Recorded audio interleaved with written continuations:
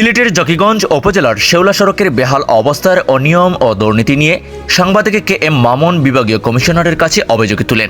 সভাস্থলে পরিস্থিতি শান্ত থাকলেও কমিশনারের বের হওয়ার পর হঠাৎ করে পরিস্থিতি উত্তপ্ত হয়ে ওঠে।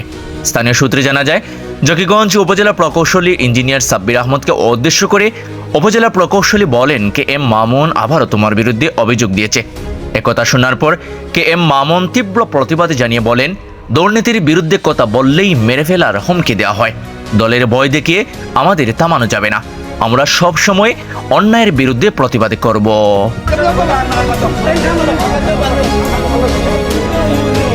এ সময় উপস্থিত স্থানীয়রা উপজেলা প্রকৌশলীর বিরুদ্ধেও ক্ষোভ প্রকাশ করেন। তারা অভিযোগ করেন যে শেওলা সড়কের উন্নয়ন কাজে দীর্ঘদিনেও সন্তুষ্টজনকভাবে সম্পন্ন হয়নি। স্থানীয় জনগণ এই ব্যর্থতার জন্য দুই প্রকৌশলীকে দায়ী করে ক্ষোভ উগরে দেন।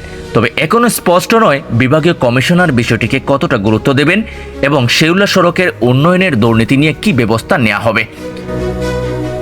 কোন বিষয়ে এখানে এলজিডি শেওলা জকিগঞ্জ রোডের অনিয়ম নিয়ে দীর্ঘদিন থেকে কাজ চলে। আমরা আজকে বিভাগীয় কমিশনার সামনে এটার অনিয়মের কথা কইছিলাম।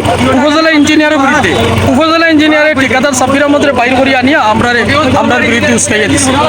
আমরা চাই এটা আপনারা গণতান্ত্রিকভাবে কাজ হই। আপনারা বিভাগীয় কমিশনারের কাছে এই যে এইটার সুষ্ঠু তদন্ত চাচ্ছিলেন এবং সঠিকভাবে কাজ হওয়ার লাগিছে।